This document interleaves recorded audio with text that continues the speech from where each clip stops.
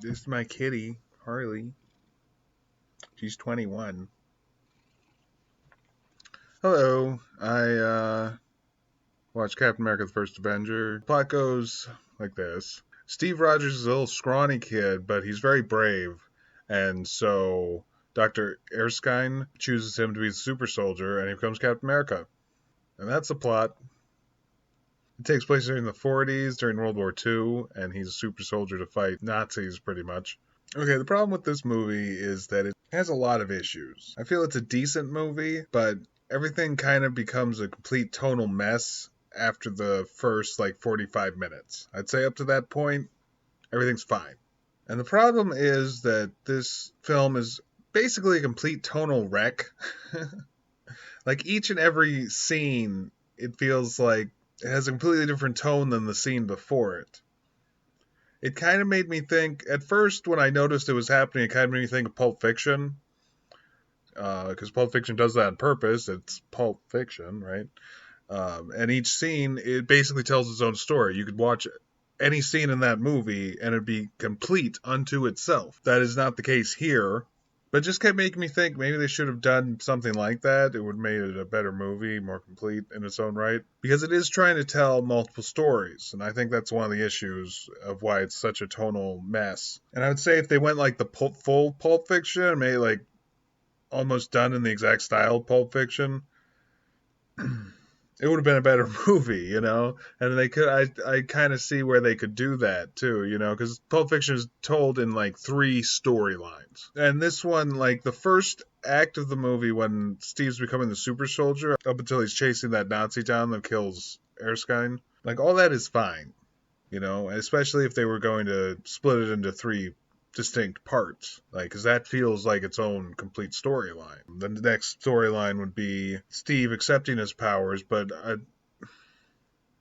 I think they wanted enough focus on every part for this that because of that everything just becomes a jarbled mess, because they're trying to build this romance between Cap and Peggy, and they're also trying to build this friendship between Bucky and Cap, and they're also trying to build like the whole like Warfront storyline, and they're also trying to build this storyline of like Captain putting this team together, and they have to go on missions and stuff. Oh, and they're also doing a storyline involving just the villain, how Red Skull is growing in evil and becoming more powerful than the Nazis even, because of the power of the Tesseract and everything. But because they're trying to do like these five storylines all at the same time, nothing comes out as like the main plot of the movie. The only time it felt that way was in the first act, but once he's Captain America, it's like they didn't know what to do with him, so they tried to do everything with him.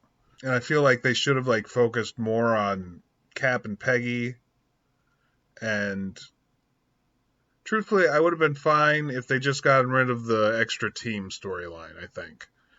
Because like that whole team like didn't make sense. Like it could have just been Captain and Bucky. They were the main force of that team anyway. Like they had just those two going through missions together, and maybe Peggy too, just to build the Peggy and Cap storyline at the same time as building these missions, that should have just been with Bucky and Cap instead of all these other people. That doesn't make any sense. Why they're even there. Outside of Cap rescues them, that's fine, but like then he has to put a team together, and then I don't know. It just completely goes off the rails at some point. At some point in this movie, the whole storyline goes off the rails because they don't have enough focus on any individual storyline. And that's the problem with this movie overall. That's the biggest problem in this movie anyway. I do like Captain America a lot as a character.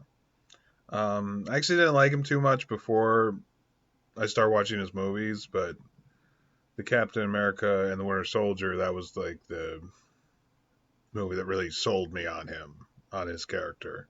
This movie didn't really. When it came out in theaters, I appreciated that they took it back to his origins, like during World War II, and then froze him in ice, like Stan Lee did when he brought him back in the '60s. And as a Phase One movie, it's fine. Like many of the Phase One movies had a lot of the same problems that this one did. Like they don't know what tone to take it in, or they didn't, or they. I think they're all just trying to tell too much story all at once. Like this should have focused mostly on Captain America's origins, and the romance with Peggy is what I think. And then the all the stuff with Red Skull could have just been side stuff basically, but it would have been still the main focus for the action and whatnot. I mean, that's still what they do here, but they just have too many other storylines going on. They could have really cut it down. Oh, also, I don't know if this really goes anywhere, but I think the best scene in the entire movie is the scene between the evil scientist dude, I can't remember the name of, Red Skull's friend, and Tommy Lee Jones' character, Colonel Phillips, I think his name is. And they just like this short conversation. He like offers him a meal, and he turns it down, and the scientist turns it down because he doesn't eat meat. And then they just have this short conversation, and you kind of see where both people stand, like completely, just in this short conversation. And it also falls into that same Quentin Tarantino style of each scene could have told a story unto itself, and this scene does. It does it very well. But it's like just between two side characters, and it's like this is the strongest scene in the movie, but between two people who hardly matter to the story. And I think that kind of exemplifies the problems with this movie. It's like so all over the place with its tone and styles that I care about as much as I do for a side character as I do for most of the main characters. I mean, I do like Captain in this, but outside of being the main character, there's nothing that really like rings true to me as like him deserving to be Captain America. You know what I mean? He never really earns that for me. There's nothing that you see in like Civil War where he like takes the stand against like the people that you're supposed to trust the most, you know. He takes a stand against Iron Man just to say, no, you're wrong, because that's how true Captain America is to himself. But that doesn't ring true in this movie. Like everything he's doing for America. He's not doing for his own morals, you know. He's not the ideal American in this one. He's the ideal soldier. That's what I would say. And that's a negative. As a rating, I don't know. I feel like I just spent a whole lot of time complaining, and I should like give it like a 2 out of 10. That seems too low. That seems like way too low. I still enjoyed it. I mean, that's the thing with me in movies. You know, it's all about enjoyment with me. Like even B movies, I'd probably give like a 6 to a 10 sometimes, just because they're so bad they're good that my enjoyment level gets up, you know, pretty high. Even though they're terrible movies, they're terribly made, they shouldn't have been made, and the people who made them are incompetent. But it's just that enjoyment factor with me. So really, out of just enjoyment wise, I'd probably give it a 7.5 out of 10, because the slockiness didn't detract from my enjoyment of the film. But I'd probably subtract a point because of the tonal mess throughout. So, yeah, I think that's fair. 6.5 out of 10, Captain America, the First Avenger.